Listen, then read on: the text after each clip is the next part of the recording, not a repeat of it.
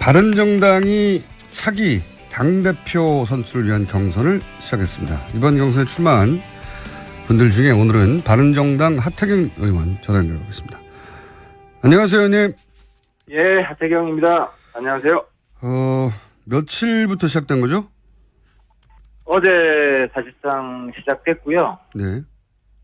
호남 결과가 어제 발표가 됐죠. 호남 결과는 제가 봤는데 3위를 하셨더군요. 네. 종합 3인데 예. 일단 책임당원에서는 제가 정우천 의원 빼면 네. 사실상 1등을 했기 때문에 상당히 제일 취약 지역이거든요, 호남이. 네. 예, 그런 면에서는 상당한 돌풍을 일으키고 있다. 자평을 네. 합니다. 네, 자평하시는군요. 책임당원과 일반당원 투표에서 각각 정운천 의원은 호남 지역이 이제 베이스라 정운천 의원이 1등을 했고요. 보니까 예. 저도 결과표를 봤는데 종합으로는 이혜훈 의원이 2위를 하셨고 말씀하신 책임당원에서는 하태경 의원이 2위를 하셨네요. 네. 예, 그렇습니다. 마지막 여론조사는 마지막에 하는 거죠? 그렇습니다. 마지막 날 합니다. 네. 알겠습니다. 다른 후보들도 저희가 되는 대로 연결할 텐데 우선 당대표 출마의 변부터 들어보겠습니다. 일단 제가 이제 보수의 세대 교체를 전면에 들고 나왔는데요. 네. 지금 보수가 일종의 시대의 낙오자가 돼 있거든요. 그러니까 이제 보수가 시대를 앞서가지는 못하더라도 따라는 가야 될 거 아닙니까? 그래서 적어도 바른정당은 시대의 동반자 정당으로 만들겠다. 그것은 세대 교체로 가능하다. 너무 낡았다. 기존 보수, 특히 홍 지사 같은 경우는 아직도 청와대 보고 주사파 정권이라고 하지 않습니까? 홍준표 전 지사 말씀하시는 겁니까? 예, 거의 홍준표 전 지사. 거의 아직도 빨갱이 당사하던 그런 지금 전략을 그대로 쓰고 있는데 이게 국민한테 통하는 게 아니잖아요. 이게 다 끝난 것이고. 그래서 심지어 저한테 파리채까지 보내는 분이 있어요. 파리채요? 제가 홍준표가 신보수면 제가 파리가 세다 이렇게 비판했더니만 그 낡은 보수를 제가 파리에 비유를 한 거죠. 그러니까 파리채까지 보내주시면서 낡은 보수 좀 때려잡아 달라. 예. 응원들이 지금 폭주하고 있습니다. 의원님 지금 외부인가 봅니다. 주변 소리가 지금 죄송합니다. 지금 소리가 나죠. 지금 기차 아니에요. 예. 기차요? 기차 아닙니다. 죄송합니다. 기차 아니시라고요? 예. 예, 이게 지금 어디 역에 도착하고 있는데 약간 지금 음악 소리가 좀 나오고 있네요. 알겠습니다. 자유한국당은 시대 낙후됐다 이렇게 말씀하셨는데 그러면 바른정당은 현재 문제가 없습니까? 바른정당도 지금 저한테 저를 응원하는 많은 사람들이 탄핵한 거 빼고 한국당이랑 다른 게 뭐가 있냐. 네. 바른정당 지지하고 싶은데 좀 한국당하고 다른 지지율을 보여달라. 네. 참 제가 요즘 난감합니다. 그래서 제가 더더욱 나왔습니다. 한국당과 네. 바른정당이 다르다. 이걸 가장 잘 보여줄 수 있는 사람이 하태경 아니냐. 그게 왜 그렇습니까? 그러니까 지금 말씀하셨으니까 제가 여쭤볼 수밖에 없는데 지금 바른정당의 정운천 의원 그리고 이혜훈 의원, 지상욱 의원, 김영우 의원 이렇게 5분이 출마하셨고 여기서 한 분이 대표가 되고 3명이 최고위원이 되니까 탈락은 1명이네요. 네. 그렇습니다. 그런데 다른 분들에 비해서 본인의 비교 우위가 어디에 있는 겁니까? 일단은 가장 젊은 후보죠, 제가. 얼굴은 동안은 아니지만. 김어준 총수도 아마 저랑 나이 같죠? 그렇습니다. 믿을 사람이 있을지 모르겠지만. 네. 근데 더 중요한 것은 예. 제가 이번에 이제 야당의 개념 논쟁을 들고 나왔습니다. 제가 볼 때 기존의 야당은 마이너스 야당이에요. 정부의 실패가 목적인 야당이죠. 근데 이제 제가 들고 나온 야당 개념은 플러스 야당. 이게 뭐냐면 여당이든 야당이든 다 대한민국 성공을 위한 정당이어야 된다는 거예요. 네. 근데 과거 야당은 어땠냐면은 마이너스 야당이라는 거는 정부가 잘하는 것은 맞고 못하는 것은 장려하는 게 전략이에요. 왜냐하면 그래야 정부가 빨리 실패를 하니까. 네. 근데 플러스 야당은 정부가 잘하는 건 도와주고 못하는 거는 견제하고 개선해서 어쨌든 우리나라 국가는 성공하게 만든다. 이게 플러스 야당이죠. 그런 개념은 이해했습니다만 그게 다른 후보들과의 차별점입니까? 그것뿐만 아니라 지금 뭐 청문회 전략에 있어서도 제가 우리 당을 굉장히 비판을 하죠. 선택과 집중을 못했다. 전부 다 지금 한국당처럼 무조건 반대만 하잖아요. 그런 이미지입니다, 실제. 예, 그런 이미지죠. 그러니까 예를 들어서 제가 김상조나 이낙연 총리, 강경화 후보자 같은 경우는 밀어줘야 됩니다. 도와줘야 된다. 네. 그리고 안경환 같은 경우에는 이건 사생결단에서 막아야 된다. 적어도 이런 전략으로 갔으면 지금은 이제 야당이 반대하면 항상 반대하니까 또 반대하네 이러지 누가 더 강약 조절이 안 되는 거거든요. 정말 심각하게 문제가 있는 사람도 이번에 만약에 저는 그래요. 청와대가 안경환 끝까지 밀어붙였으면요. 국민들은 안경환이 다른 후보에 대해서 문제점이 많긴 하지만 그래도 50% 이상은 청와대 지지로 갔을 거라고 봐요. 그래서 어쨌든 뭐 청와대가 조기에 수습을 해서 다행이긴 한데 야당이 잘해서 안경환이 물러난 건 아니다. 저는 그렇게 봅니다. 근데 그 말씀하시니까 제가 궁금해지는 게 개별 인터뷰를 바른정당 의원님들도 해보면 예를 들어서 강경화 후보는 절대 안 된다는 사람보다는 임명해서 얻는 이득이 더 크다. 의원님 말씀처럼. 그런데 왜 바른정당 공식 입장을 항상 절대 반대로 나오는 거죠? 공식 입장이라기보다 지도부 입장이죠. 지도부요? 당론이라기보다. 예, 우리는 이제 당론은 채택하지 않고 만약에 표결에 들어가면 이제 소신투표 하기로 했는데 사실 뭐 비공개 우리끼리 내부에서 회의를 하면 경론을 벌입니다. 경론을 벌이는데 제가 당 대표가 되면 우리 당 체질 완전히 바뀔 겁니다. 그러니까 지금 말씀은 현 지도부가 강경 입장이라 바른정당 전체가 강경 반대 입장처럼 보이고 그게 전략적으로 매우 잘못됐기 때문에 내가 당 대표가 돼서 선별적으로 플러스 정당이 되는 바른정당을 만들겠다. 이런 말씀이시네요. 네, 그렇습니다. 그렇군요.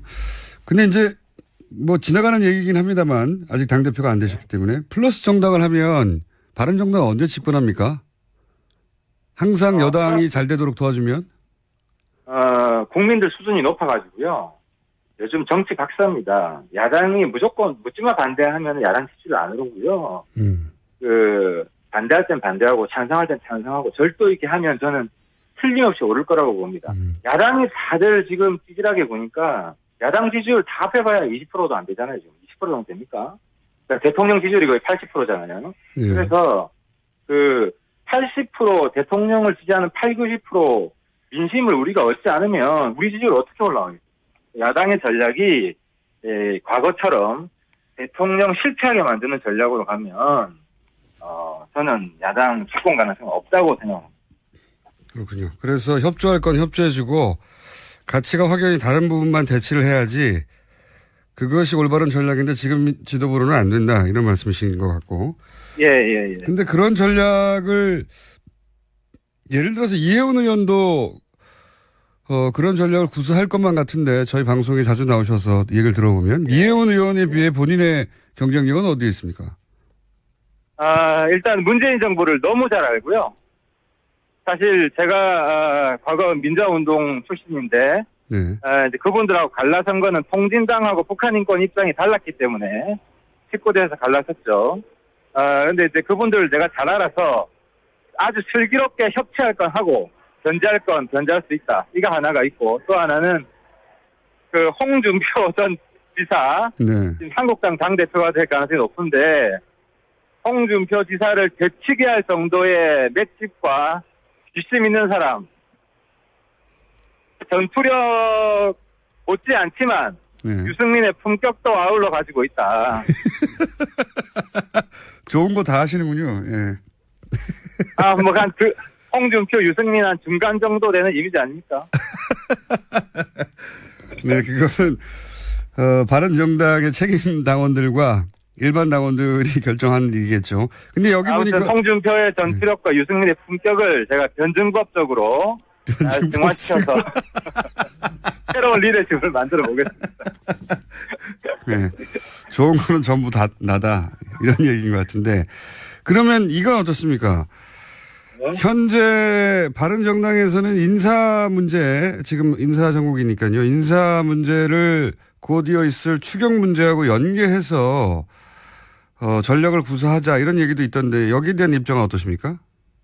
저는 추경이랑 연계하는 거 반대하고요. 예. 추경 들어가야 된다고 생각합니다. 근데 추경에서 지금 가장 큰 문제가 되는 게 그 공무원 일자리 예산인데 저는 이제 조건부 협상을 했으면 좋겠다. 그 조건이 뭐냐면 지금 공무원 예산 가장 큰 게 해가 지날수록 예산 부담이 천문학적으로 커진다는 거거든요. 네. 그래서 신규 채용 공무원에 대해서는 그 호봉제, 그러니까 연공 서열.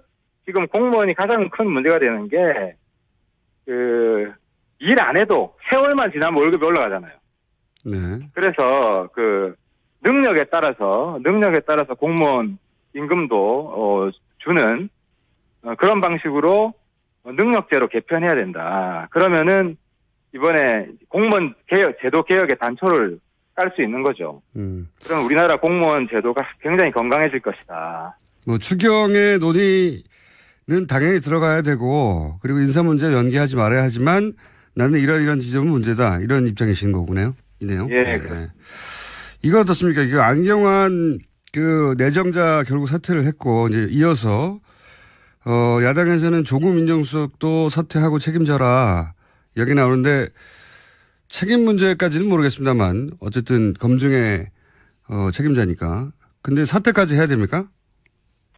그건 뭐 좀 심하다고 보고요. 근데 조국 수석이 만약에 뭐 한 사람 낙마했다고 민정수석 사퇴하면 민정수석 남아있는 사람이 있겠습니까? 그건 과도한데 조국 수석의 좀 정치력이 좀 아쉬운 면은 있어요. 예를 들어 지금 청문회가 꼬이는 게 5대 인사원칙. 네. 여기에 대한 합리적 대안이 마련되지 못해가지고 지금 청와대하고 야당들이 서로 지금 계속해서 소모적인 싸움을 하고 있는데 이런 거를 좀 민정수석이 이 야당들하고 조율을 해서 합리적 대안을 만들고 이러면 국민들이 굉장히 박수 칠 것 같은데 지금 뭐 강대강 대결이 물론 야당도 책임이 있지만 특히 대통령이 뭐 청문회는 참고 자료에 불과하다 뭐 이런 입장 아닙니까? 이게 뭐 법리적으로는 맞을지라도 정치적으로는 뭐 국회 인정 안 하겠다 뭐 이런 거기 때문에 상당히 부적절한 말인데 이런 좀 정무적으로 매끄럽지 못한 청와대에서 이야기가 나오는 데 있어서 조국 수석이 뭐 하냐 도대체 뭐 이런 좀 안타까움이 있어요. 근데 말씀하신 건 말 맞다나 정무수석이 할 일이지 민정수석이 야당을 만나서 할 일은 아니지 않습니까? 인사 문제이기 때문에 인사 문제이기 때문에 아무래도 민정수석이 뭐 청와대 다 비서인데 물론 뭐 정무수석도 중요하죠. 근데 인사 문제에 있어서는 민정수석이 좀 주도적인 역할을 해야 되지 않냐는 거. 알겠습니다. 뭐 사태까지는 아니지만 책임 있는 자리에 있는 만큼 본인이 어떤 액션이 있어야 되는데 그게 안 보인다. 이렇게 평가하시는 것 같고요. 이것도 여쭤볼게요. 최근에 이제 청문회 과정에서 네. 일반 시민들이 그 청문위원들에게 이제 마음에 들지 않는 질문을 하거나 질의를 하면 문자를 대량으로 보내는데 여기에 대해서 일부에서는 문자 폭탄이라고 부정적으로 보고 있고 또 일부에서는 이것은 시민 참여다, 문자 행동이다 이렇게 긍정적으로 보는데 본인은 어떻게 생각하십니까? 그거 제가 뭐 밝혔는데 네. 조금만 참으면 네. 그 악몽은 끝나고 그 행복이 찾아옵니다. 그게 무슨 얘기입니까? 번호가 알려서 문자 폭탄이 오잖아요. 네. 정치인들 입장에서는 조금만 기다리면 그 다음부터는 그게 제보라든지 여러 가지 좋은 정보가 오기도 하기 때문에 저는 문자 폭탄이 온다고 해서 보통 전화번호를 바꾸는데 전화번호 바꾸지 마시라. 제 경험으로 볼 때. 근데 이제 단 정치인 말고 뭐 재판관이나 판사들 특히 또 언론인들 여기에 대해서 뭐 가족들을 협박한다든지 이런 일도 벌어지잖아요. 뭐 문자로도 그렇고. 일부는 이런 경우는 좀 네. 이런 경우는 엄벌을 해야 된다고 봅니다. 특히 재판관은 사법부 독립이 지켜져야 되는데 권력으로부터 또 독립해야 되지만 이런 악의적 문자로부터 좀 독립을 해야 되고 기자도 마찬가지예요. 기자도 요즘 뭐 기사 좀 그 마음에 안 들게 쓰면은 엄청난 그 시달림을 당하거든요. 그래서 기자도 좀 보호할 필요가 있다. 정치인한테만 보내시라. 저는 이런 부탁을 좀 드리고 싶습니다. 정치인은 마땅히 받아들여야 된다. 그러나 뭐 네, 그 정치인의 숙명이라고 생각합니다. 직업군에 따라서는 보내면 안 되는 사람들도 있다. 뭐 이런 기본 입장이신 것 같고요. 그죠? 보내더라도 협박은 하지 마시라. 네, 뭐 일부의 사례로 전부를 말할 수는 없는데 여하간 협박은 어떤 경우에도 잘못된 것이다. 이 정도 입장이신 것 같고. 강경화 장관은 어제 임명을 했습니다. 강경화 장관의 임명에 대한 입장은 어떠십니까? 저는 뭐 제일 처음부터 강경화 외교부 장관 지키는 게 장점이 많다라고 네. 주장을 했었고, 근데 이제 문제는 지금 여야가 강대강 대립을 하고 있는데 하루 이틀 정도 냉각기를 좀 가시는 게 필요할 것 같아요. 왜냐하면 야당도 잘못했지만 대응이 지금 아주 좀 무책임하지만 청와대도 조금 이제 대응이 미숙한 면이 있어요. 예를 들어 뭐 국민 검증이 끝났다, 여론조사 높으니까 무조건 하겠다. 이거는 결국 다 부메랑으로 돌아오거든요. 여론이 그러면 안 좋은 거는 어떻게 할 거냐. 뭐 여론은 안 좋으면 사퇴시킨 거 아닙니까 지금? 그러니까 그렇게 되면 예. 예를 들어 뭐 사드 배치 같은 경우 여론이 더 높잖아요. 그러니까 여론에 따라서 문재인 정부 정책 하나하나 다 따지고 들면 문재인 정부 일할 수가 없어요. 그래서 이런 부분은 그렇게 여론 지상주의로 밀어붙일 건 아닌 것 같고, 그래서 하루 이틀 정도 냉각기 가지고 빨리 수습 방안을 찾았으면 좋겠어요. 만약에 수습 방안이 안 나오면 바른정당만이라도 청문회는 지금 계속해야 된다고 봅니다. 청문회는 뭐 야당이 사실상 뭐 주도하는 야당 공간인데 우리가 이걸 포기하면 안 되죠. 알겠습니다. 뭐 모든 정책을 여론에 따라 할 리도 없고 하진 않겠죠. 네, 그 부분은 무슨 말씀인지는 알겠고요. 이건 어떻습니까? 이제 안경환 내정자가 어떤 이유든 사퇴를 했기 때문에 후임 법무부 장관 후보자에 대한 국민들 관심도 많고, 어제 표창원 의원은 정의당 노회찬 원내대표나 이재명 성남시장을 이제 물론 개인적인 의견입니다. 이런 식으로 추천해서 화제가 됐는데, 연결된 김에 제가 여쭤보자면 혹시 본인도 표창원 의원처럼 본인이 추천한다고 되진 않겠지만 법무부 장관으로 한번 추천해 보시자면요. 저도 생각을 좀 해봤는데요. 네. 표창원 의원은 좀 남성 지향적인 것 같은데 저는 여성 쪽으로 생각을 해봤는데 이정미 헌법재판관. 저는 이정미 헌법재판관이 법무부 장관 되면 모든 국민이 박수를 칠 것이다. 헌법재판관이 법무부 장관에 대한 사례는 없는 걸로 제가 아는데 어쨌든. 없죠. 그런데 법무부 장관이 헌법을 수호했던 사람이다. 굉장히 강렬한 메시지를 줄 것 같고요. 1순위입니다. 그리고 2순위는 만약에 안 된다면 김영란법을 통해서 대한민국의 부패를 없애는 획기적인 이제 조치가 있었던 상징적인 인물 아니겠습니까? 그래서 저는 이정미, 김영란을 노회찬, 이재명 조에 대조해서 한번 밀어붙이고 싶습니다. 그렇군요. 밀어붙이시려면 나중에 대통령이 되셔야 될 것 같습니다. 근데. 저는 충분히 문재인 정부 협치할 용의가 있고, 네. 문재인 정부 잘 알기 때문에, 어떤 게 잘하는 거다, 어떤 게 못하는 거다, 남들보다 더 정확하게 보는 눈이 있다고 생각을 합니다. 잘 아신다고 두 번이나 강조하셨기 때문에 어떻게 잘 아시는 겁니까? 그 청와대 주로 일하는 사람들 있잖아요. 임종석 실장부터. 과거 학생운동할 때. 학생운동할 때부터 같이 했던 사람들이고, 네. 대학교 졸업한 이후에도 사회에서 쭉 같이 활동했던 사람들이고요. 근데 이제 갈라진 이유가 이제 북한 문제에 대한 인식 가지고 좀 격렬한 논쟁을 했습니다. 그래서 그게 잘 안 맞아가지고 갈라지긴 했는데, 서로에 대한 최소한의 신뢰는 있죠. 그리고 민주화 투쟁 열심히 했고, 그리고 지금은 그때 격렬하게 갈라진 게 한 20년 전인데, 그때에 비해서는 서로 많이 성숙했기 때문에, 물론 똑같지는 않습니다. 차이가 있지만, 차이를 인정하고, 협력할 건 협력하고, 또 경쟁할 건 경쟁하고, 선의에 경쟁할 수 있는 그런 관계는 좀 된다고 봅니다. 청와대를 구성하는 일부 인사들의 사고 체계를 이해한다, 나도 정확하게. 이런 말씀이시네요. 상당히 많아요, 사실은. 얼마나 상당히 많은지는 대표가 되신 다음에. 자, 그럼 가장 강한 상대는 누굽니까? 후보 5 중에. 저는 저 자신하고 싸움이라고 봅니다. 제 자신의 진가를 잘 몰라요, 지금. 아직 국민들이. 잘 모르고, 이번에 아무튼 승부는 제 자신을 얼마나 잘 홍보하느냐에 따라서 판가름 나지 않을까. 그건 알겠는데, 그러면 아마도 2위는 누가 할 것이다. 2위 말입니까? 예. 그러니까 본인이 가장 강하기 때문에 누구랑 경쟁하느냐는 질문은 지금 되치셨고, 그럼 2위는 누가 합니까? 나 다음은 이 정도 될 거다. 그 부분은 제가 예의가 아닌 것 같습니다. 제가 순위를 매기는 거는 예. 항의가 엄청나게 몰려들 것 같습니다. 그러면은 그거보다 더 어려운 질문인데 한 명은 어쨌든 최고위원회에서도 탈락해야 되니까 사실 경쟁이 그렇게 치열하지는 않습니다. 5 중에 넷은 대표거나 최소한 최고위원은 되니까요. 근데 한 명은 누가 탈락할까요? 그렇지 않습니다. 사실 지금 누가 떨어지는가에 관심이 더 많습니다. 그러니까요. 제 말이 그겁니다. 그래서 이제 떨어지는 사람은 굉장히 정치적 타격을 입을 수 있다고 생각하기 때문에 네. 지금 내부에서 상당히 경쟁이 치열하고 어제부터 저희들이 처음엔 토론회는 좀 우호적이었는데 어제부터 약간 치고받고 하기 시작했습니다. 그래서 그래요? 갈수록 흥미진진해질 것 같습니다. 의원님의 전략 지역이 있습니까 혹시? 마지막 질문인데. 전략 지역. 네. 제 전략 지역은 영남하고 수도권. 항상 반대하니까 또 반대하네 이러지 누가 더 강약 조절이 안 되는 거거든요. 정말 심각하게 문제가 있는 사람도 이번에 만약에 저는 그래요. 청와대가 안경원 끝까지 밀어붙였으면요. 국민들은 안경원이 다른 후보에 대해서 문제점이 많긴 하지만 그래도 50% 이상은 청와대 지지로 갔을 거라고 봐요.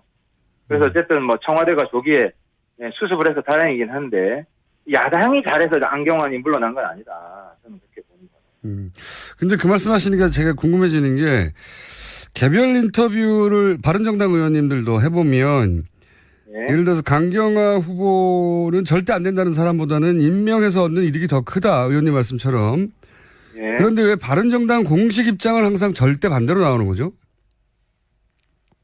공식 입장이라기보다 지도부 입장이죠. 지도부요? 당론이라기보다. 우리는 이제 당론은 채택하지 않고 만약에 표결에 들어가면 이제 소신 투표 하기로 했는데 사실 비공개 우리끼리 내부에서 회의를 하면 경론을 벌입니다. 경론을 벌이는데 제가 당 대표가 되면 우리 당 체질 완전히 바뀔 겁니다. 그러니까 지금 말씀은 현 지도부가 강경 입장이라 바른정당 전체가 강경 반대 입장처럼 보이고 그게 전략적으로 매우 잘못됐기 때문에 내가 당 대표가 돼서 선별적으로 플러스 정당이 되는 바른정당을 만들겠다. 이런 말씀이시네요? 네, 그렇습니다. 그렇군요. 근데 이제 지나가는 얘기긴 합니다만 아직 당대표가 안 되셨기 때문에 플러스 정당을 하면 바른정당은 언제 집권합니까? 항상 여당이 잘 되도록 도와주면? 국민들 수준이 높아가지고요. 요즘 정치 박사입니다. 야당이 무조건 묻지마 반대하면 야당 지지를 안 오르고요. 반대할 땐 반대하고 찬성할 땐 찬성하고 절도 있게 하면 저는 틀림없지 않습니까? 홍준표 전 지사 말씀하시는 겁니까? 예, 거의 홍준표 전 지사. 거의 아직도 빨갱이 당사하던 그런 지금 전략을 그대로 쓰고 있는데 이게 국민한테 통하는 게 아니잖아요. 이게 다 끝난 것이고. 그래서 심지어 저한테 파리채까지 보내는 분이 있어요. 파리채요? 제가 홍준표가 신보수면 제가 파리가 세다 이렇게 비판했더니만 낡은 보수를 제가 파리에 비유를 한 거죠. 그러니까 파리채까지 보내주시면서 낡은 보수 좀 때려잡아달라. 응원들이 지금 폭주하고 있습니다. 의원님 지금 외부인가 봅니다. 주변 소리가. 지금 죄송합니다. 지금 소리가 나죠. 지금 기차 아니에요. 기차요? 기차 아닙니다. 죄송합니다. 기차 아니시라고요? 이게 지금 어디 역에 도착하고 있는데 약간 지금 음악 소리가 좀 나오고 있네요. 알겠습니다. 자유한국당은 시대 낙후됐다 이렇게 말씀하셨는데 그러면 바른정당은 현재 문제가 없습니까? 바른정당도 지금 저한테 저를 응원하는 많은 사람들이 탄핵한 거 빼고 한국당이랑 다른 게 뭐가 있냐. 바른정당 지지하고 싶은데 좀 한국당하고 다른 지지율을 보여달라. 참 제가 요즘 난감합니다. 그래서 제가 더더욱 나왔습니다. 한국당과 바른정당이 다르다. 이걸 가장 잘 보여줄 수 있는 사람이 하태경 아니냐.